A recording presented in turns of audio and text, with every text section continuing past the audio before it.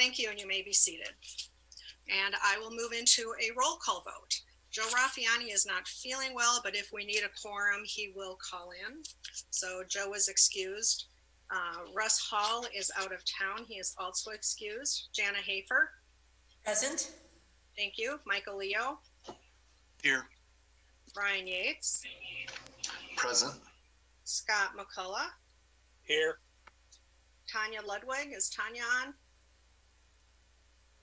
Haven't seen her. Jen Hoffman. Present. Okay, so it looks like we have a quorum. So we'll be good to go if we need to move forward with any votes. First I would really like to commend the staff and the teachers, our administrators, our superintendent, our board for the tremendous work over the last several months as we have been dealing in unprecedented times as a result of the COVID virus. You've all done an exceptional job to meet the needs of our students, putting students first and reaching them, educating them to the best of your abilities. And I appreciate the tireless hours that have been put in. You are all valued, and thank you from the bottom of my heart for all the work that you have done. With that, we'll move into the next agenda item, which is recognition and gifts and donations. And we have invited O'Shane Moran to join our call this evening to talk about Abigail Kochel, who received the Montana History Teacher of the Year. And with that, I will pass that on. Well, thank you for inviting me this evening, Madam Chair, Superintendent Upham, and members of the board. I'm here to announce again that Abby Kochel, one of our 7th grade teachers here at Castle Rock, received the 31st Montana Statehood Centennial Bell Award, which honors the Montana History Teacher of the Year. This award is sponsored by the Montana Television Network, the Montana History Foundation, the Sons and Daughters of Montana Pioneers, and the Montana Historical Society. Mrs. Kochel will be honored at a ceremony at the state capitol on Friday, November 6th at 10 o'clock in the morning. Mrs. Kochel will receive a plaque for her honor and also $3,500 that she can use towards her classroom. Castle Rock is extremely proud of Mrs. Kochel and all of her efforts and look forward to celebrating her on November 6th at the state capitol as she rings the Montana Centennial Bell. Thank you very much. I know she's watching at home, so nice job, Abby. Congratulations to Abby. Thumbs up, claps all around. We'd love to shake your hand in person, but the new normal. We're very proud of you and proud of your representing Billings Public Schools as well. Thank you so very much.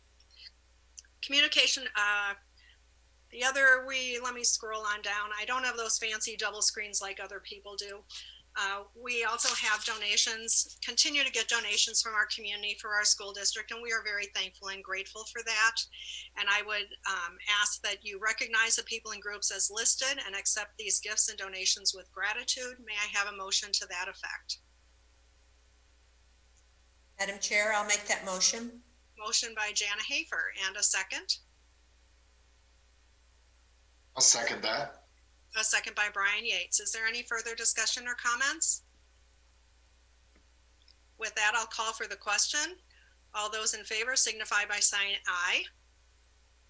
Aye. Aye. Sorry. Aye. I'm thinking we're back in the normal swing of things. I'll do a quick roll call vote. Jana Hafer. Aye. Michael Leo. Aye. Brian Yates. Aye. Scott McCullough. Aye. Jen Hoffman. Aye. And the chair votes aye. Thank you for your patience as we move through this. It passes unanimously. Thank you so much to our community, and again, congratulations to Abby. That moves us to communication from the public. And as has been our practice since we started the virtual meetings, we take public comment on our Billings Public School portal. We're now starting this preceding the meeting, and we will be having public comment now at this time. So the public comment is submitted in electronic format using the Google Documents link provided on the district's webpage. When accessing the district's homepage or school board page, a pop-up window will appear with a link to the Google document. Submissions require full name and home address in order to be submitted for the record and are limited to a 500-word count. Submissions will be screened and read verbally by our district clerk. Do we have any communication from the public this evening, Mr. Van Nuys? Madam Chair, there's been none submitted so far, but just prior to the meeting, I had an email asking about the form, and so I've been exchanging emails with an individual. Haven't seen a submission yet, but what I may do is just keep the form open for another 5 or 10 minutes, and if something happens to come in, I'll just alert you to that. Okay, thank you very much. I appreciate that. That moves us on to the approval of the agenda with the recommended action to approve the agenda as submitted. Is there a motion? Madam Chair, Yes, Jana. I noticed that our guest Mehmet is on now, and I was just wondering if under planning and development, we could do the downtown partnership first. With that modification, sure. And with And that then- modification, do you make the motion to approve? I the do. agenda? Yes. All right, thank you, Jana. And a second? I'll second. Thanks, Jen. Any further discussion? Seeing none, I'll call for the question. Jana Hafer, Aye. Mike Leo, Aye. Brian Yates, Aye. Scott McCullough, Aye. Jen Hoffman, Aye. and the chair votes aye. And that brings us to the superintendent's report. And Superintendent Upham will report on the levy, the CARES Act use update. That's the money that has been sent to the district to use for COVID-19 related issues, the summer and opening of the schools, and the city-county meeting that was held on June 11th. And with that, I will turn it over to Superintendent Upham. There you go, Greg. Thank you, Madam Chair, and good evening, everyone. I trust we're all enjoying just such great weather. So I want to talk first about the levy update. It's been launched and in place, and communication has been excellent. We are on the social media, very active on social media. That website is SD2milllevy.org. Our Facebook is stand4 students, and our Instagram is @stand4_students. So we're using a lot of social media. You'll see the videos out there, frequently asked questions, and also the mailer that was actually mailed out. Quick recap of the levy. The official date for the levy is July 7th. Ballots were moved just a couple of days. I talked with the struggling today, with the county election officer, Brett, and due to logistics, the ballots will be available on Friday, June 19th, which is this Friday. It was the 17th, but they should be in the homes on the 19th, Friday or Saturday. So you receive your ballot, you'll know that you got it and ready to go with that. The levy amount is $1.6 million. The impact to a $100,000 home is 82 cents for an annual cost of $9.79. And on a $200,000 home is $1.63 with an annual yearly impact of $19.58. As I've stated many times, the levy is not earmarked specifically for any one thing other than operational costs. And I'm happy to say that our sister districts, Great Falls passed their levy, and Helena and Bozeman. So those are good signs, and I'm hearing good things in our community and very supportive of the work that our teachers and administrators have done through the pandemic. So we're working to get that information out, and we'll continue to get that information out throughout the process. I'm speaking to many groups at this time. Was able to meet with all teachers in all schools prior to school ending, so I feel very good about that. We'll start phone banks here in another week, and go forward with that. So any questions on the levy itself? Okay, good.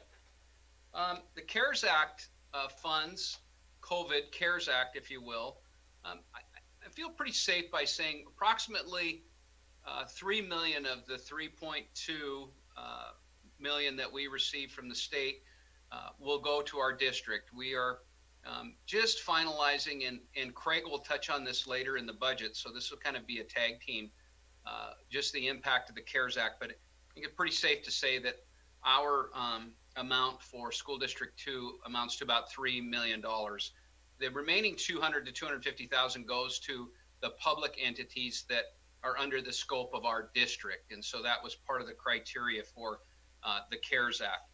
The use of the CARES Act, we're right at about $200,000 that we have used so far of that CARES Act. And like I said, Craig will talk a little bit about where that's been used, mostly just supplies, cleaning supplies, and some infrastructure, plexiglass pieces, some technology, those types of situations. I'm very pleased to say that our technology came back in good shape. And I think we're in the high 90 percentile of the items returned. Some of the parents have requested that we recheck them out for instruction, which we will do once we bring them in and get them cleaned up. And we do have to touch each machine and update them electronically. And then moving forward with the CARES Act, it'll come into the conversation with starting school next year also. But we plan on using the lion's share of that CARES Act just for instructional support for our students this summer and into next fall. So it'll be a great shot in the arm. They did give us an extension of time. We originally were told that it had to be spent by September of 2021. However, we can extend that through some amendment processes if we need to. We fully anticipate exhausting that resource for sure. I think in our conversations across the district, we've spent it 3 or 4 different times. But the majority of it will be used for tutorial instruction to assist students with makeup and deficits that they're experiencing in their learning. And so questions on any of the CARES Act funding? Greg, are you putting together an itemized list of how that money will be allocated? We will, and we have an itemized list of how it's been allocated already. But once we close that out with the end of the year, and Craig will touch on that in his budget report, then yes, moving forward, it'll have an itemized list about how we are using it. So starting school, our official date for school beginning would be on August 24th, excuse me. And the plan is at this point in time to go back to school on August 24th. I've had meetings so far with all of our leadership support team and academic leadership support team, so all of the executive directors. And then I met with all building principals prior to them being out for the summer. I have a meeting set next week for a contingent of teachers and have been speaking with them as we look at what next fall looks like. We will explore an online educational platform along with discussions about bolstering up the online instruction for teachers who are teaching in the traditional manner. We anticipate, we could have students who may have to be sequestered or may have to be quarantined for 14-day intervals moving forward, who may not be in the health compromised areas of the immune compromised areas. And so we want to kind of do this in a dual platform. And what does that look like? Well, you start talking about the CARES Act. The CARES Act could be a portion of the funding that assists us in this. What I've asked for consistently in my Facebook Live presentations is for families to communicate with their building administrators on students who have health issues that will be impacted so that we can start to get a handle on the numbers of students that we would be experiencing with this. As far as staff is concerned, we want to know that also. I have met with our LST team, Learning Support Team, and have set tentative plans that all employees will be back at full strength on July 1. We've had conversations since mid-May about slowly bringing our employees back and working with the social distancing. If offices are crowded, if there's any areas that we have to improve or change offices to allow for the 6-foot social distancing and do all of that. So that is in play at this time with our faculty. Obviously, that's not the teachers, but that's the offices. So we'll work through that to see just exactly how many employees we'll be dealing with who have health issues that we'll be working with in this. So felt that gave us quite a bit of time, about 6 weeks really of conversation on the restart to July. So it's been a very soft restart and opening. As far as next fall is concerned, met with my colleagues across the state, the AA superintendents, who we've consistently met throughout most of this COVID cancellation of school. It assisted us in graduations in a lot of the areas. And fairly safe to say that the planning is almost in the same spot. We're looking at everything that we can look at walking into next year. So I mentioned, an online platform, and what does that look like? Yet to be determined. Also have met with transportation and talked about how to maximize the space on buses. That's a big challenge, and I'm not going to really give it lip service. It's just going to be a challenge as far as transportation goes. They are fully prepared to extend and exceed disinfecting of the buses and all of the cleaning procedures that would need to be done. But again, looking and exploring how do we maximize space on our buses with routes and so on and so forth. And so had a couple of meetings with transportation discussing that. So they're working on that as we speak. And as far as next fall goes, we're looking at different options. I have yet to meet with the group of teachers. Like I said, that's next week. So I'll be interested in hearing their perspective on what that looks like. I can safely say that all administrators are very comfortable and actually want to begin live instruction on August 24th. We are looking at different types of enrollment processes, reductions, half days, those types of things. I can tell you that it's very difficult, very challenging. We're on the front end of those discussions. So we'll see in time. I'll have more information for you, what that looks like. The idea would be to reduce, the overall enrollment, but just to be totally honest with you, it's going to be an extreme challenge. And when you weigh all that out in my conversations with other AA superintendents, we felt the same way. I think it's when we start school, we are going to start school, and there are going to be students, and social distancing, as I said a long time ago in our meetings, whether to decide to reopen in May or not, was social distancing in schools is an oxymoron. What I've asked the principals to do is to start to consider how to control the variables that they can control. Ingress to buildings, egress to buildings, exchanging in hallways, lunchrooms, recesses. I'd like to start out in a phase 1, phase 2, phase 3 type of opening, with phase 1 yet to be determined the amount of time, but a very restrictive phase 1 opening where we would limit, obviously, people entering the building. We would limit or eliminate any field trips during that time. We would try and keep portions of the school as units, such as we've experienced a lot of practice where if you're within a family itself, you're fine if you stay within, without the 6-foot distancing, but it's when you mix families. If we can keep areas of our schools as consistently together without mixing them with other areas of the schools, it will help.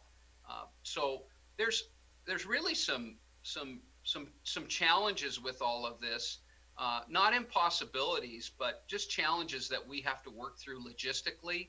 But what we would try to do to the best of our ability is to have areas of the school remain with areas of the school and not mix, at least in phase 1, until we have an opportunity to really see, how the schools are going to react and how many students we're talking about and how things flow. So had that conversation with our building administrators. They're working on that as we speak.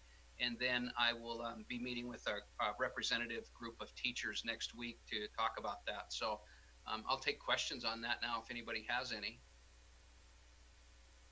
Questions from trustees on opening schools, and also a little bit about the summer programs that you have? Sure. Greta, I have a question. Okay, let's go Jana Hafer, followed by Michael Leo. Thank you. Superintendent Upham, will there be any guidelines as far as students coming to school sick. We want them to be there. We've made that a priority. Attendance matters. However, what will be the guidelines if a student is ill? Thank you for the question, Trustee Hafer. Yes, we will follow the guidelines set forth by our county health officer, overarching CDC. That would be to follow the same terminology. Do you have a cough? Do you have a fever?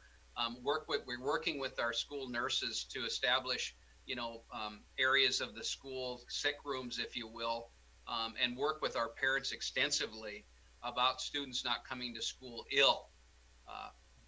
And that'll be a challenge, but it'll be in the communication, and we'll have areas of the school specific to that. And still, there's a lot of information that's changing rapidly. Right now with our summer school program, we are doing temperature checks. We do have masks on the students. That seems to be going okay.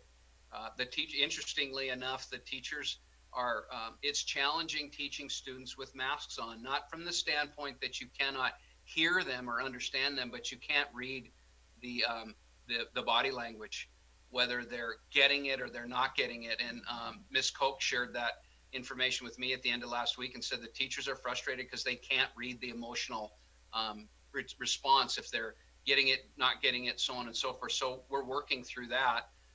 We're just hoping that as we move through the summer and near next fall, that we're safe enough, or the experts say we're safe enough to operate as close to normal as possible, but we're prepared in a tiered approach to do what we need to do.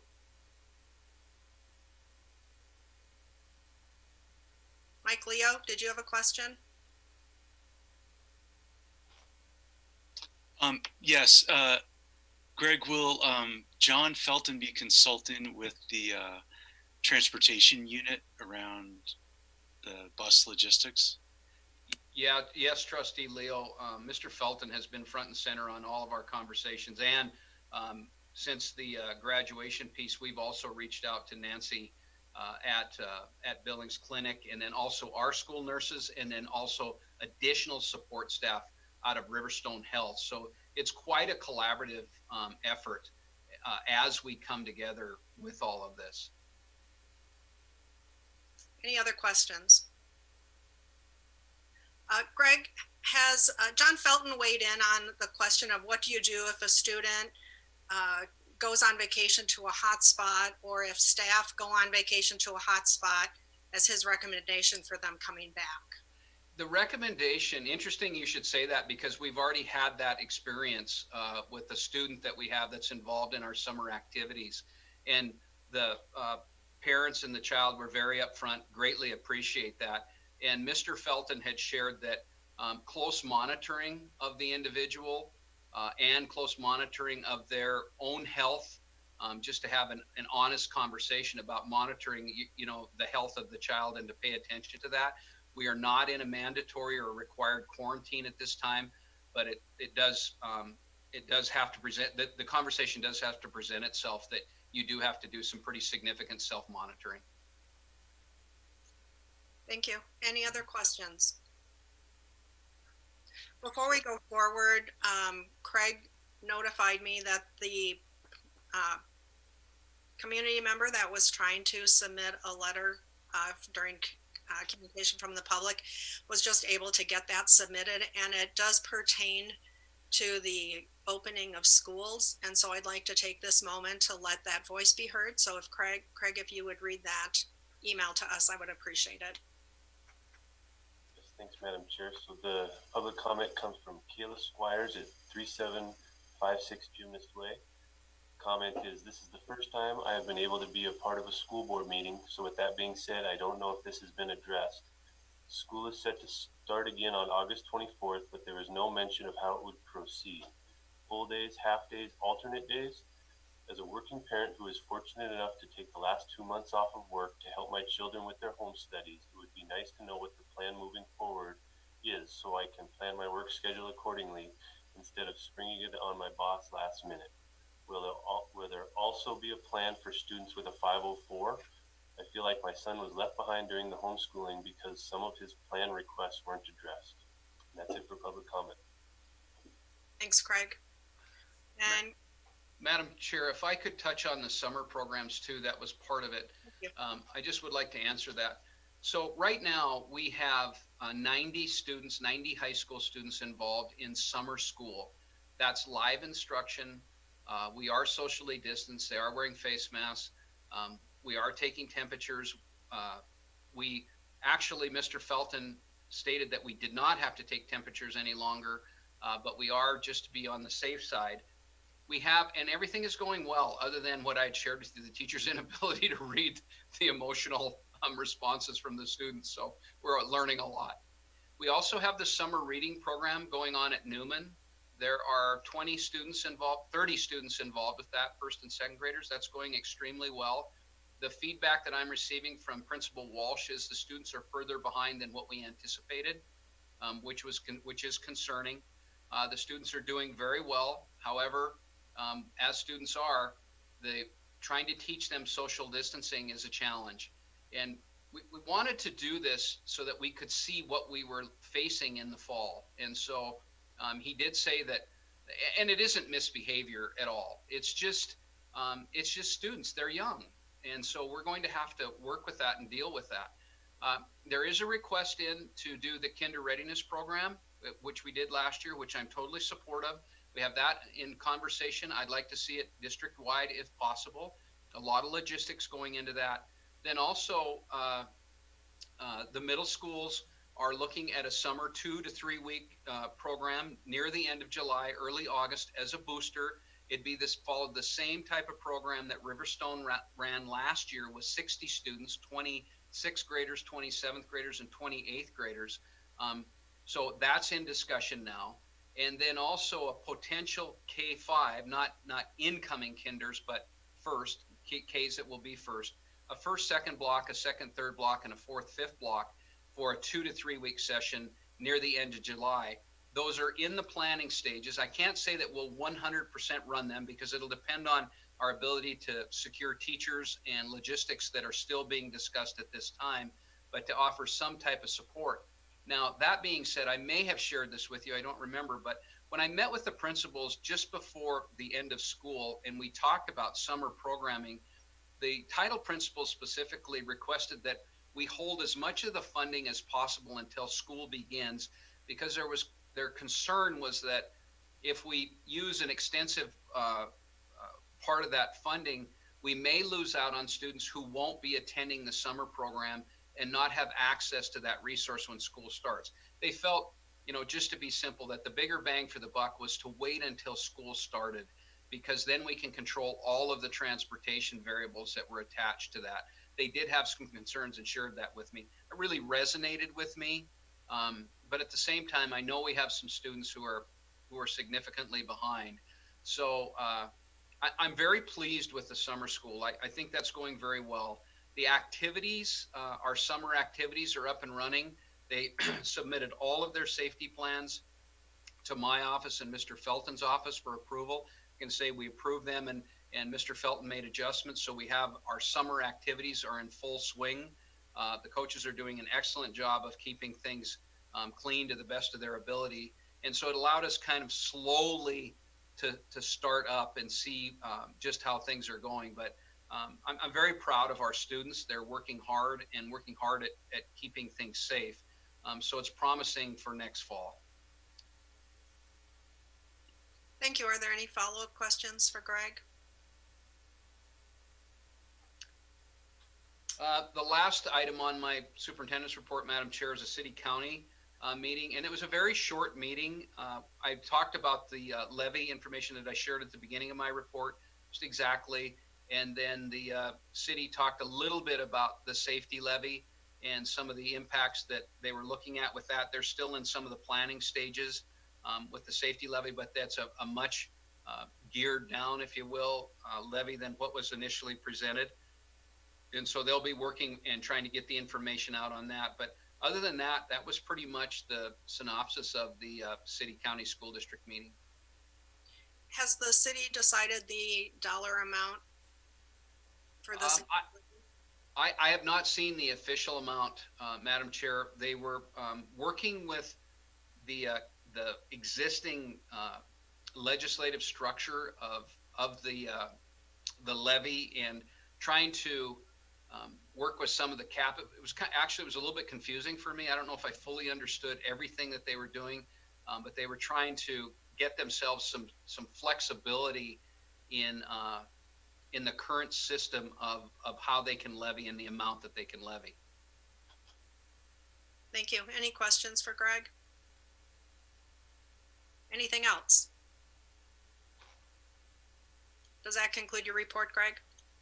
That's my report. Thank you, Madam Chair. All right, thank you.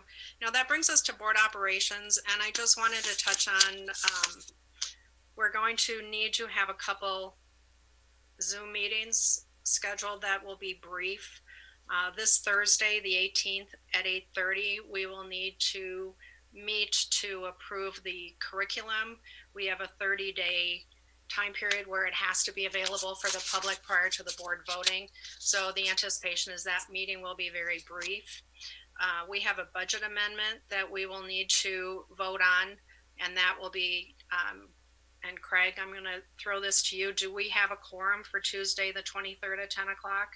Yes, we do. We confirmed it this morning. Okay, perfect.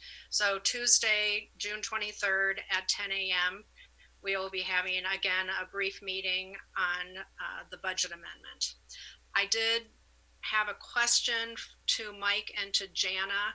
Are you planning to hold committee meetings in July?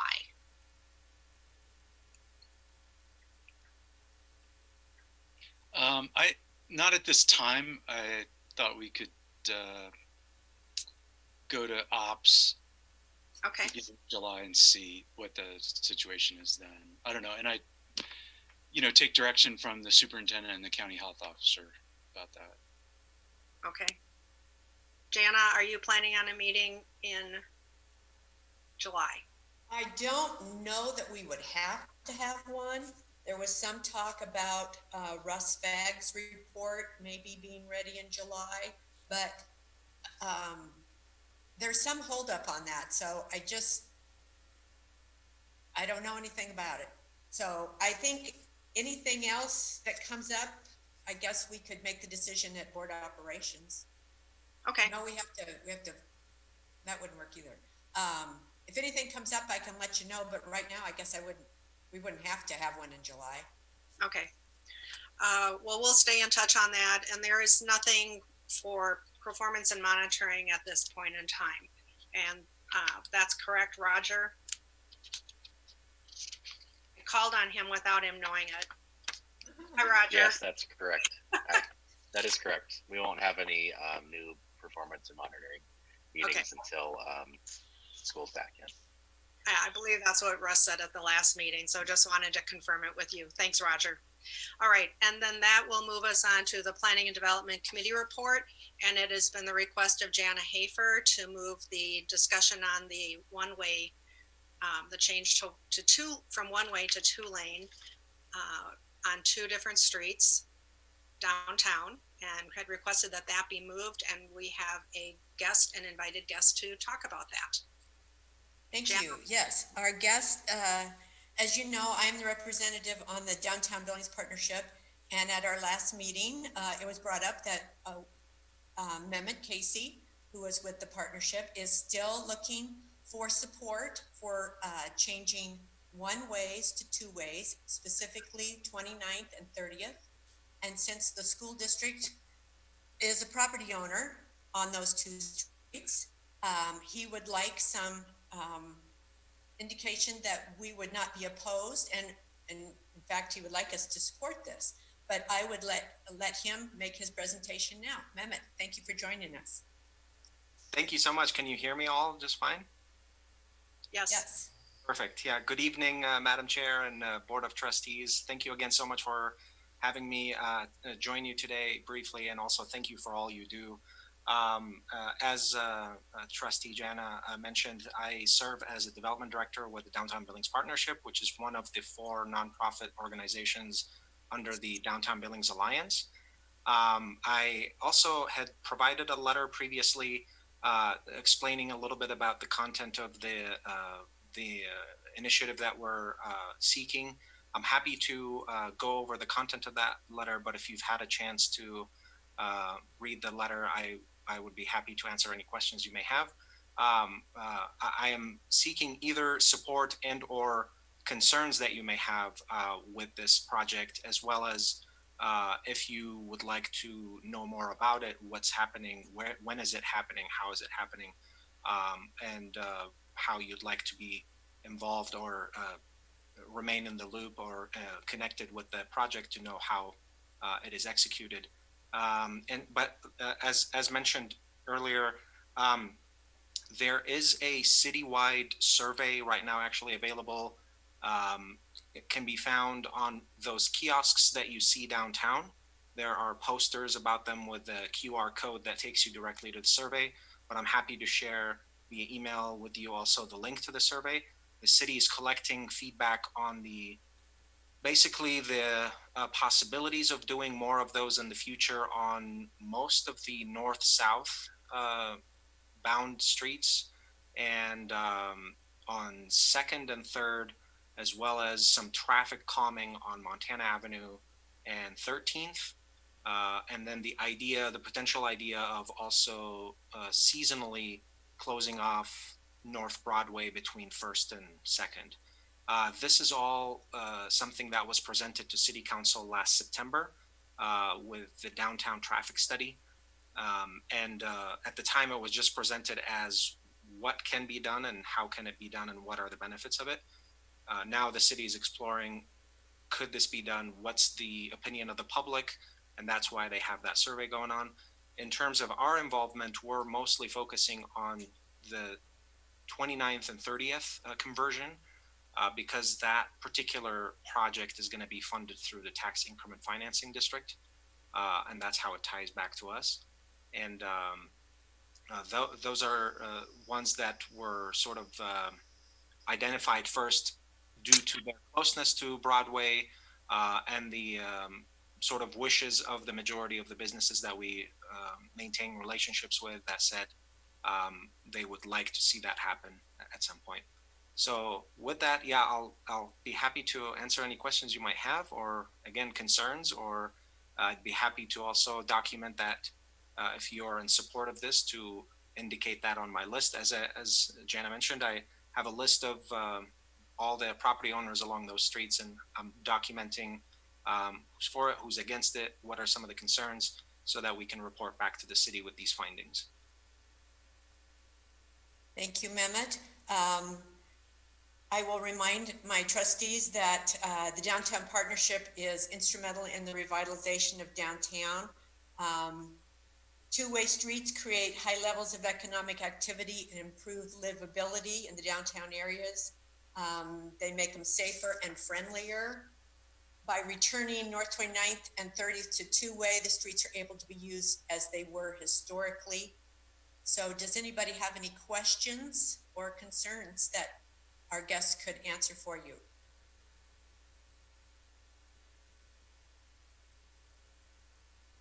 No questions? Jana, this is Greta.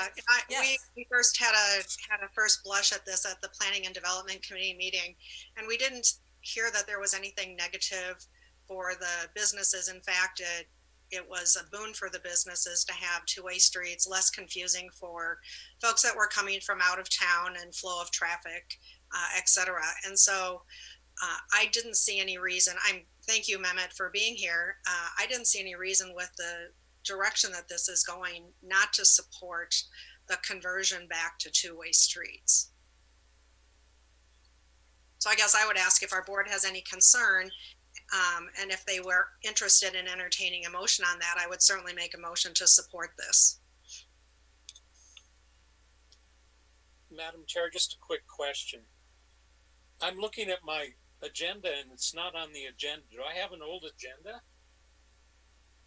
The agenda item is number 7B, and it says the trustees will be given an update regarding street changes in downtown. Mehmet Casey, Development Director of Downtown Buildings Alliance, will be on hand to answer any questions trustees may have regarding these changes, with a suggested action as appropriate.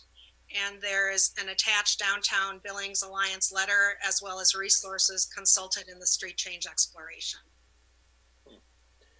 I'm online at the district site and I don't have that agenda, so, but I'm supportive anyway. Thank you. I have the agenda. I got it on. You cut out on us. Madam, I always cut Madam, out.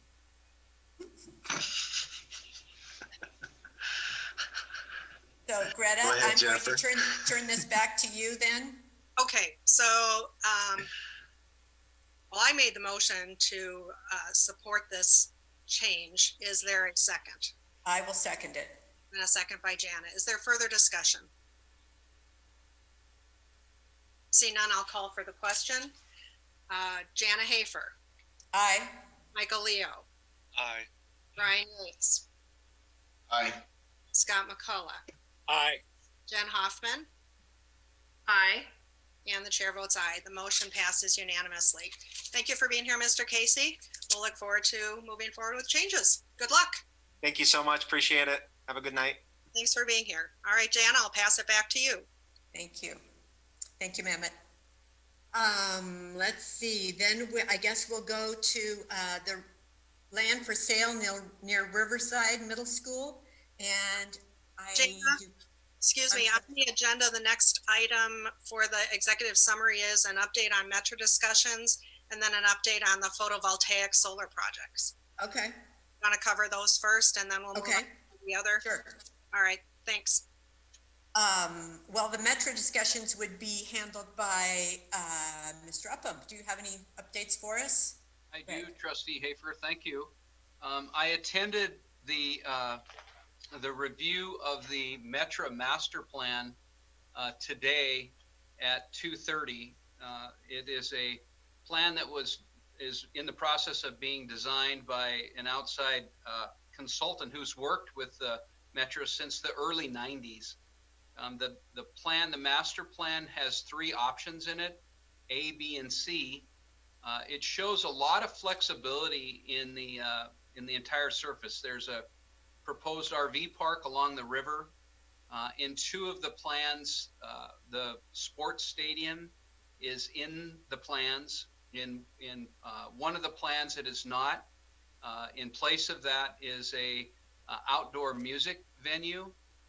And then also in all three of the plans is a smaller event center, a 4,000 to 6,000 seat indoor event center, and then some other amenities around it, some beautification, a lot of work on restructuring entrances and exits, and working with the traffic flow, understanding, of course, that I always confuse this inner belt or outer belt loop with the truck traffic will be reduced significantly. And so it opened that area up for some more flexibility in how to egress and ingress that area. I thought it was very well done. So there was just enough time today to just review it. It was a select group of people that were invited to look at it. There will be a meeting, I believe tomorrow or Wednesday, that I'll be a part of with the board advisory committee, the Metro Board Advisory Committee, where I'll have the opportunity to maybe ask more questions. I will secure a copy of that master plan for your review.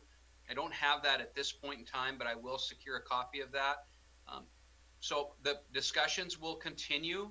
And what does that look like? It obviously is in the front end of planning stages. I'm sure this will go out to the entire community for their review. There was media coverage today. I'm assuming if you get home tonight and pick up the 5:30 or 10 o'clock news, you'll see some of the discussion that went on with that. So it's at the front end of this. The county is discussing a bond I believe, I don't know for sure, in the near future, that would look to address these issues, but it looked really exciting for the city of Billings and our community. Whether we're a part of that planning or whether we decide to be a part of that planning, that conversation will continue. So I'll stop there for any questions that people may have.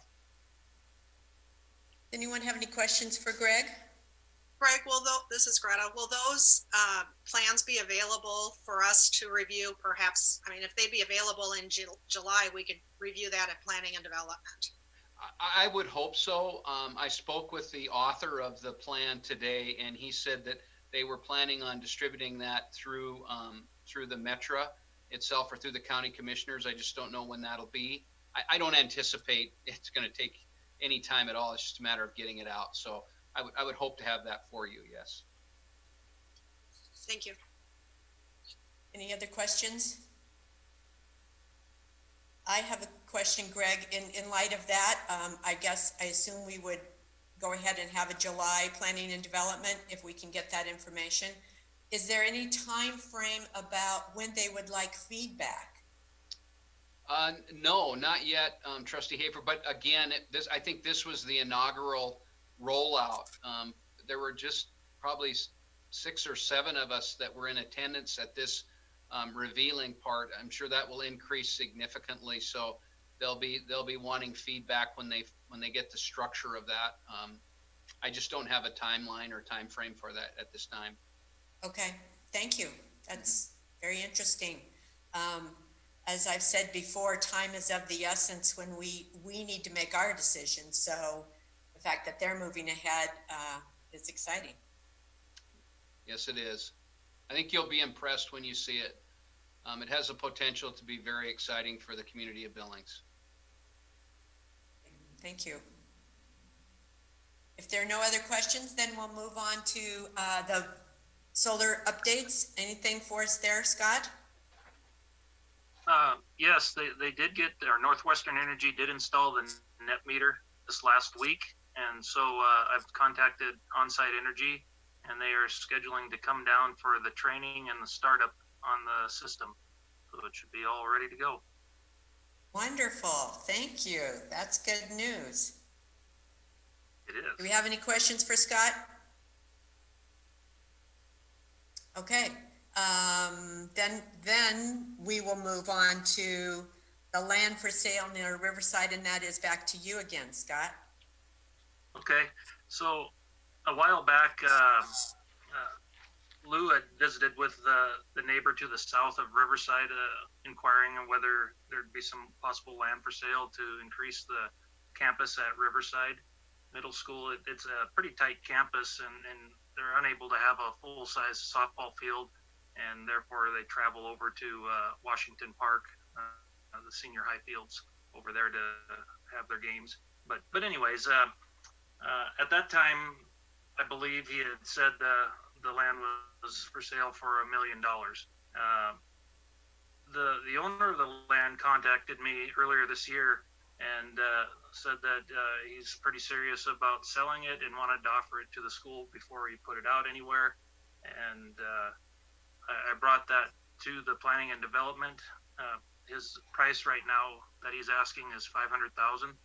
It's 3.86 acres, I believe. And if you look at the map, the last map on the attachment of the aerial view, you can kind of see that triangle-shaped area directly south of Riverside Middle School. And if you go back one more attachment, you can see the tax code on there. It's the D01651. You can kind of see the shape of the land and what it is. Planning and Development had asked that I get kind of a value on the land, so I talked to a realtor that I know he's on the planning board, Dennis Cook, and he gave for free. He just gave his market analysis of the property, and that's also attached. And I believe you'll see it. He has it valued, in his opinion, at $470,000 to $500,000. I talked to the owner of the property. His name is Doug Braun, and asked about hazardous material on the property. He said there is none. Right now, it's zoned for a mobile home trailer court type area, and that's what I have on for information on this piece of land. I could answer any questions you might have or try to. Are there any questions for Scott? Jana, I have a question. Yes, Greta. Buildings are on that property, and are the buildings worth anything, or would we have to spend money to have them torn down? I'm not aware of any buildings on the property. If they were behind some trees and I didn't see them. There is a house to the south of the ditch that has some buildings on it, but that's a separate piece. And maybe I missed something on there. All I saw was trees and a path when I walked through there with Mark Wall about 2 weeks ago. There's some concrete dump there and some things like that, but I didn't notice any structures on the property itself. Couple follow-up questions, if I may. Yes. What would be the cost to the district to prepare the area for our use? And a second question then, is it typical that we only get a market analysis by one realtor? Well, to answer the first question, I would get with Shane Swandle and probably get some rough numbers on development for the area. He has a pretty good handle on the market for that type of thing. And as far as the market analysis, no, it was just a number to see if you guys are interested in proceeding. I didn't know if you really wanted to or not.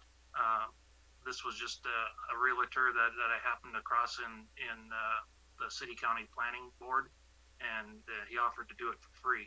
And that's what I had. Now, if you want more of them, I can definitely, I would probably suggest that we do a lot more research on the property if it's something everyone's interested in, and I'd be happy to go out and get some, or even really a concrete number on what the land is valued at too, instead of a market analysis too.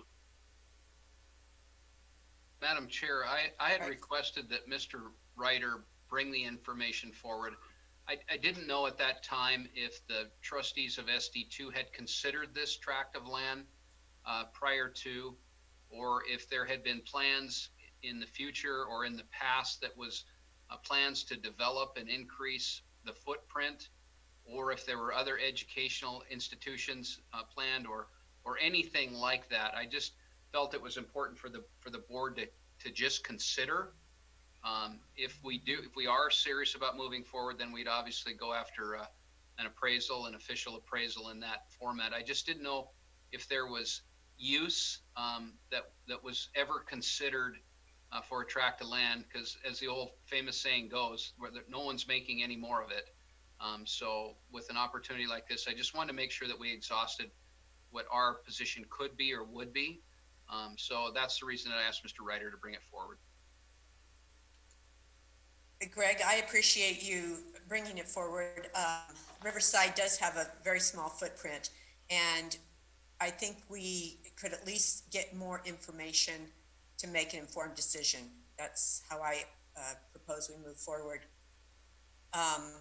It says for suggested action as appropriate, so I guess I would turn that back to Greta. I have a question. What fund, where does the money come from to pay for something like this? Well, go ahead, Scott. Go ahead, Scott. I don't know which fund would actually be used. There are some funds for the elementary from the sale of the school on Grand Avenue. There's a certain amount of funding sitting in that fund, so that would be one possibility. But I guess Craig would be the best one to ask on which one would be used if it's to be considered in the future. I think the category, before Mr. Van Ice goes into detail, Trustee Hoffman, is one-time onlys, unless we were to run another elementary bond, which I don't anticipate that happening with the needs that we have on the high school side. That is the next conversation, has been a conversation, but the funds would be one-time only. As far as the identification of the funds, Mr. Van Ice and I visited today. So Craig, you want to maybe follow up with that?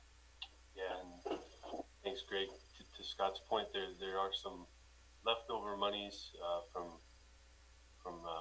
property sales in the past that we could potentially look at utilizing. But to Greg's point, it would either be one-time only monies or general fund, which right now in the general fund we don't really have any wiggle room. A third option would be to potentially finance the purchase through, say, an intercap loan, which would at least allow the district to spread the cost of that purchase over multiple years, as opposed to having to book it in the immediate year that it was purchased. So that is really the extent of our options. Madam Chair, Yes, go ahead, Mike. I just had a comment and a question. Generally, I'm favorable to the idea. I think it's a good one when there's an opportunity like this, contiguous with the school property. The question for Scott, and you don't have to answer it now, maybe when we come back with more information, is what's the approximate annual cost of maintaining 3+ acres of turf based on other campuses, if you were going to maintain it as turf? So.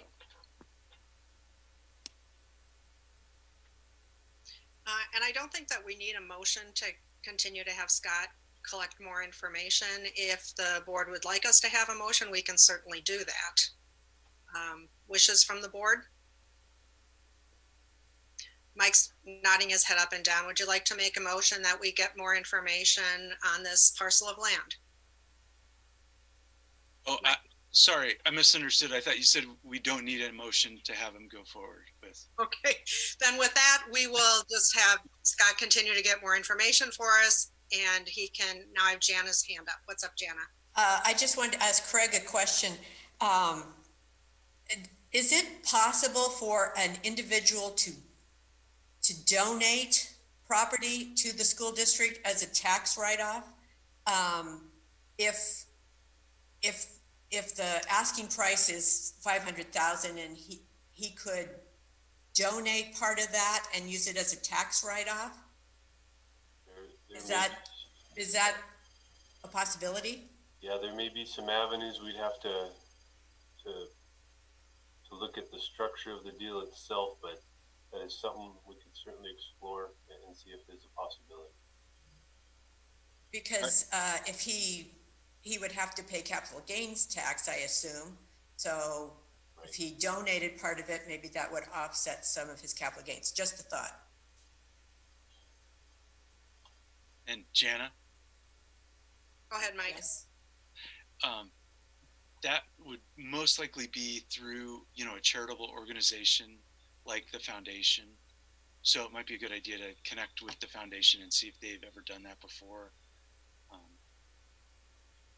It's one opportunity.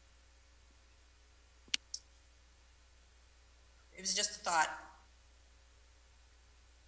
Okay, so with that, I guess by consensus, we'll get more information. Scott, you got your track shoes on to get more information for us and present it to planning and development.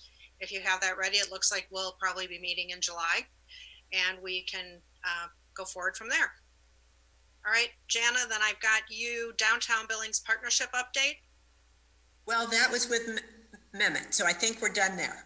We're done with that, and I think I'm done. You think you're done? I think I'm done. We're never done. Okay, we'll move on then. Okay, we'll move on. We're not done, but we'll move on. All right, next up on the agenda, Dr. Chris Olszewski, the high school textbook review and selection. Can you hear me? We can hear you loud and clear.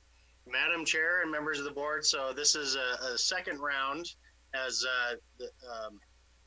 was mentioned earlier, we'll have a special board meeting Thursday morning to approve what was brought forward as information only as a first read at the last board meeting, but because we had less than 30 days between each board meeting, we're going to have a special meeting. We'll push that out till 30 days. This particular item tonight is for 3 additional textbooks. The committees met and finished up their work at the end of the school year. Again, similar to what the 4 that we presented at the last board meeting. We started those review sessions and had to finish them up online, doing it digitally. And so we have 3 recommendations from The electives, physical geology for our high school geology course. It's a junior or senior science elective. We have essentials of human anatomy and physiology. That, of course, is one of our upper level science electives. And then we are looking to replace our AP psychology textbook. We need to get an update there. And we're going with the Myers psychology for the AP course. It's the 3rd edition just coming out. And that is also one of those elective courses. So we will have this open for the public, like it mentions here, for a 30-day review on request. And they can contact me directly. There's my office phone number there, or they can contact me via email to get either a digital copy, or now that things are starting to open up, I do have some physical copies if people want to take a look at them. I can get them to them and allow them some time to take a look at those physical copies. But we'll be looking to do the 30-day review, and since there is more than the 30 days between now and the July meeting, we should be good bringing those forward for a final recommendation at the July board. Are there any questions for Chris? This is presented for information only. As he said, this starts the 30-day review, which will be well done by the time we have our next meeting, July 20th. So any questions from the board regarding the 3 different textbooks that are being looked at? You got an easy night, Chris. We will see you Thursday morning. Sounds good. Thank you. All right, thank you. That moves us on to the budget update with Mr. Craig Van Ice. Board will be given updates on the financial reports for the elementary and high school general funds, and there is the file attached, the general fund forecast. So I'll pass that on to you, Craig. Thanks, Madam Chair. So yeah, looking at the attachment, so this is the view we've been following since January. And you can see now we have actuals through the month of May for both the elementary and high school general fund. May is when the triple payroll took place, which means a big payout at the end of the year for our certified staff. So that's why you see in May those drastic increases in our actual expenses versus prior months. And then the month of June, we're halfway through it now, but we're going to continue to pay bills.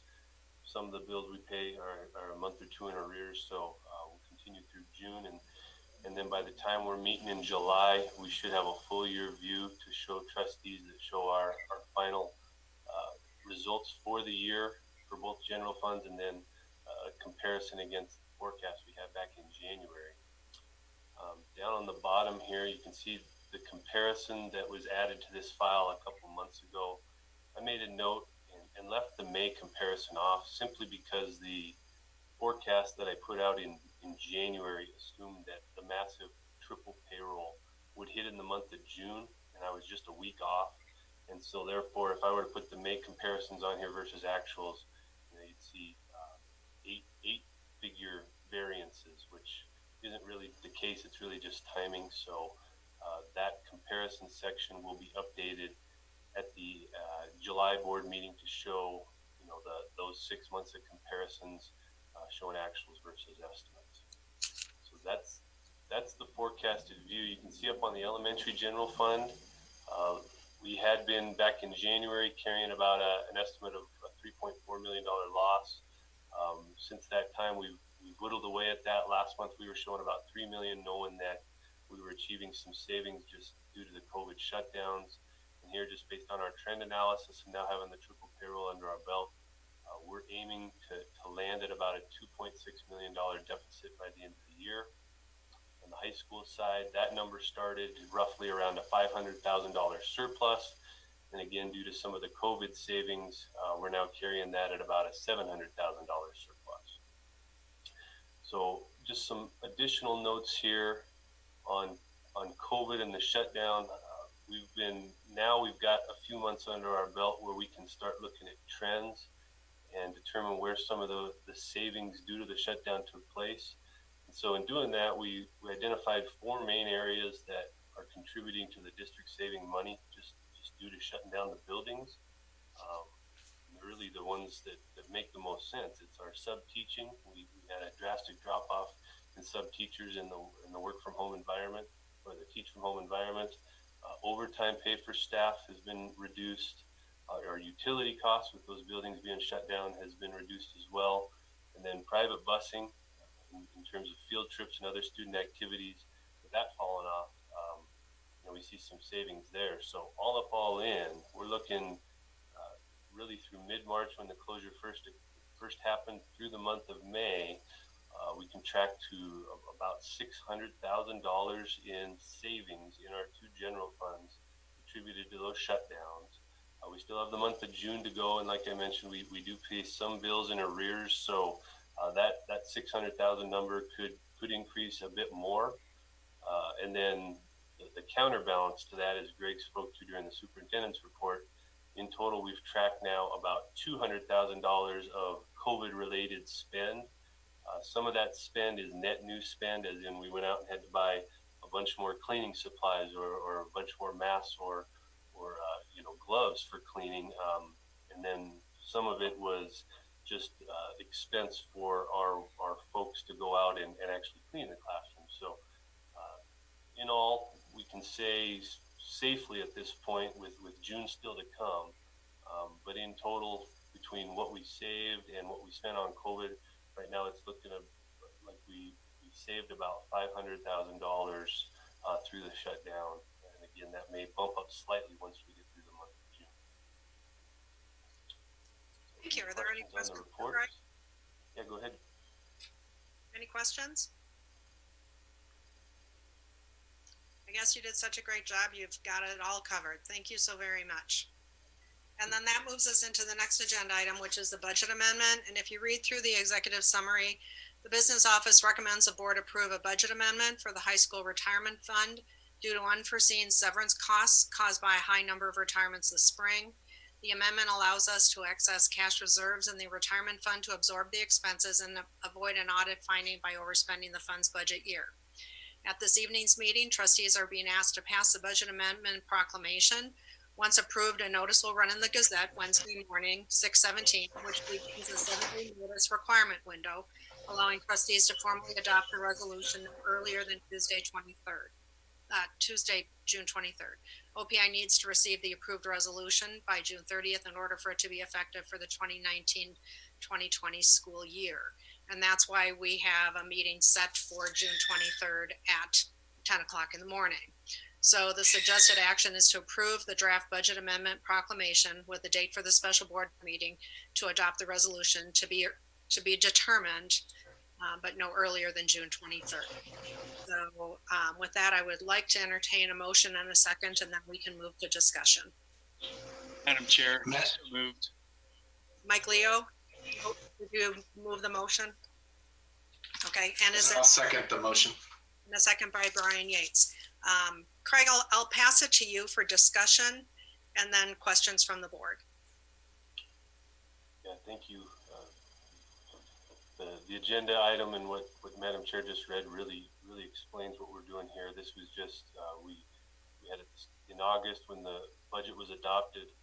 The retirement funds, you take a crack at what your estimated retirements are going to be and the severance costs associated. In this case, we over budgeted the elementary retirement fund a bit, under budgeted the high school fund a bit, and in order to get our spending in line with our budget authority in the eyes of OPI, a budget amendment is needed simply to access some reserve cash we have in order to fill that high school deficit. So it really has no impact outside of the retirement fund itself, and we have adequate cash reserves to cover this. So no concerns from my desk other than needing to get this done by June 30th to satisfy OPI. Questions from the board? Craig, clarification, does this come from general fund money? We're looking at about $400,000, and do you know why this had been underestimated? Yeah, no, it comes from the county-wide retirement levy for retirement. So no, it does not impact the general fund. And again, start of the year, you can estimate what these retirements are going to look like. Between the elementary and high school district, we got the number just about right. But again, we overestimated on the elementary side, underestimated on the high school side, and now we just gotta to fix it again, just to avoid an audit finding where we would overspend our spending authority. Any further questions? I have a motion and a second, and hearing no more questions or comments, I will do a roll call vote. Jana Hafer. Aye. Michael Leo. Aye. Brian Yates. Aye. Scott McCullough. Aye. Jen Hoffman. Aye. And the chair votes aye. So the motion passes unanimously. And again, a reminder that on June 23rd at 10 o'clock in the morning, we will be meeting to make official approval to be sent to OPI. That moves us on to the next agenda item. Chair. Yes, Mike. Madam Chair. Point of order, can we clarify that date again? It's June 23rd at 10 o'clock in the morning. Is that, I thought it was the 22nd. It's Tuesday, the 23rd. Craig, do you want to explain why that happened? Yeah, so to clarify, so the initial email I had sent out to trustees was asking about Monday, June 22nd, and then we determined that the Gazette doesn't run legal ads on Mondays and Tuesdays. So in order to satisfy the 7-day notice requirement in the state statute, with that ad running Wednesday morning, we then had to push till June 23rd in order to satisfy that 7-day notice requirement. Okay, same time, 10 a.m. Correct. And again, we anticipate this to be a relatively brief meeting. This will be the only item on the agenda at this point. So, Scott, we've been patiently waiting to hear bond and other projects update. The summer projects are all moving along very well right now. We've kind of got an early start on some of them with the school closures. We were able to kind of get a jump start on a lot of them. I have attached some pictures from not just bond projects, but some other projects as well. They include the Skyview AP Chemistry classroom and our roofing projects, which are covered with building reserve and hail insurance money, depending on which project it is. And the rest are bond projects that are all included in that. That's not all of the projects going on, but it was the ones I was able to get together on an attachment. Google Docs is not my friend, and I was having a lot of trouble getting the pictures on there, so I switched back to an older version and managed to get what I got on there. I'll try to do better next month. Questions of Scott? I have two things on there that I absolutely love. I love seeing the chemistry AP classroom being updated, and I love seeing the development at Castle Rock Park. When do you anticipate the completion of the Castle Rock Park project? We have a meeting tomorrow at 10 o'clock, I believe, or 10:30, and that's where we'll be getting our schedule for completion. It was kind of a different start. They started a little earlier than what we were anticipating starting. So I don't know what the current deadline is. It was before school starts. So I imagine it'll be moved up a little bit, depending on if we run into any difficulties out there. It's always a challenge digging in that area. You just never know what you're going to hit, sandstone or what. So it's been going pretty smooth though, and they're doing a great job. Thanks, Scott. Any other questions or comments about the projects? Madam Chair, I just have a quick comment. Mr. Ryder, putting you on the spot, we hadn't had a chance to visit about this, but one of the areas of pride, maybe the biggest area of pride in the elementary bond itself throughout all of the projects from 2013 on, is that a high percentage of the work is local, and the projects were done on time, on or under budget with high quality. As we wrap this remaining portion of this elementary bond up, is it safe to say that we are still seeing a high percentage of local talent and the quality of the projects holding true throughout the entire bond? I'm not aware of any of our contractors that aren't local at this time. So I think that holds true. The on-time schedule has been moving right along on schedule as well, if not ahead of time. And we were definitely under budget with our total bid package this summer. Some were a little over, but the majority were under, and it's leveled out pretty nice. Well, thank you for your leadership with that, Scott. You do a great job, and it's just one of the things that really stood out to me coming in from out of town, that people were extremely proud of the bond work and the people who are doing the work. So I don't think we should get too far away from that with this. So thank you for your leadership, and thank you for the skilled craftsmen in Billings, Montana. Well said, Greg. And I agree, Scott, you're doing a great job. Thank you. You're juggling a lot of things out there. It's fun to see the pictures. It's fun to drive around town and see the good work that people are doing to improve our schools. So thank you again for your leadership in that as well. Presented for information only. That moves us on to the next agenda item, which is 11A, and that's policy 7122. It's the multi-district fund expenditure. This is the third reading with the suggested action to approve policy 7122. It is attached with the red line changes. We voted on this first reading at the last board meeting, and then the second reading was at board operations, and then the third reading comes before the full board. So is there a motion to approve this on third reading?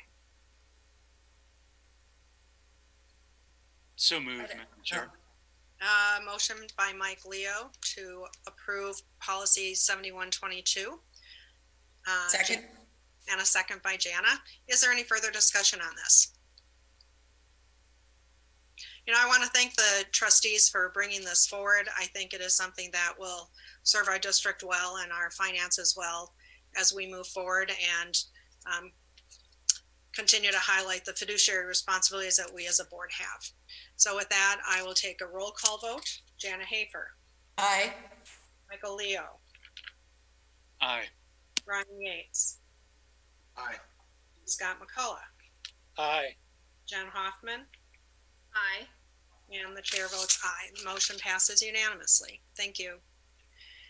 And the next item is the MTSBA update. The annual MTSBA meeting was held June 11th, and there will be an update. Mike Leo and Jana Hafer, who wants to take the floor first?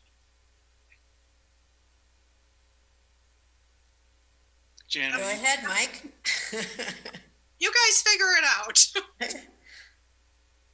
I can start. I did attend. I was a little bit late. I couldn't figure out the login, but all the resolutions that were presented passed, and then they had elections for officers, and all the officers that were put up were elected. There wasn't too much discussion at this point. I think most of the questions were brought up at the individual meetings that led up to this annual meeting. That's all I have. And Jen, I think you were there too, if you had any comments that you would like to make.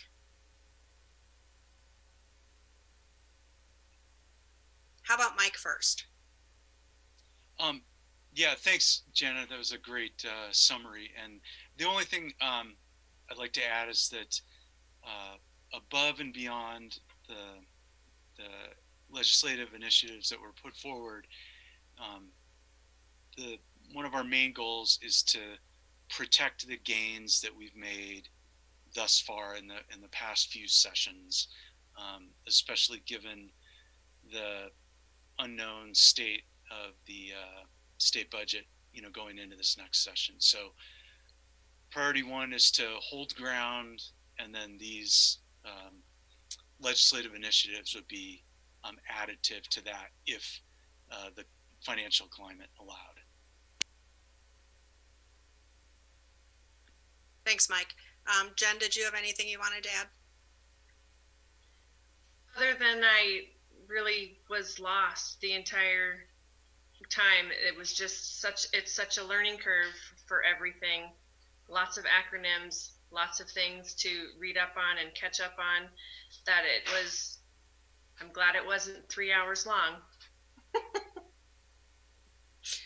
Well, I appreciate you participating. There are certainly a lot of acronyms, and it's a learning curve to come on school district too with the 17,000 kids we have and 4,000 plus employees and all of the moving parts that we have. And then you take that to another level on a state level with the Montana School Board Association and the trustee representation, and then with the annual meeting from trustees across the state, and doing it virtually. So I think there were a lot of hurdles to be jumped over and barriers to be knocked down. So appreciate the participation of our district at the annual meeting. There's nothing else to add. That moves us on to the consent agenda, which is used to try to conserve time. It contains items of routine nature, which would not normally require deliberation, or else they had been members asked to have them removed from the consent agenda.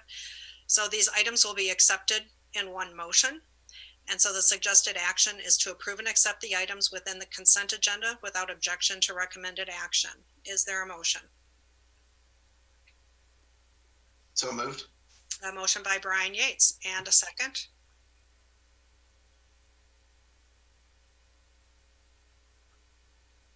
Second that. Yeah. The meeting that never ends because we get a second. So with that, I will do a roll call vote. Jana Hafer. Aye. Michael Leo. Aye. Brian Yates. Aye. Scott McCullough. Aye. Jennifer Hoffman.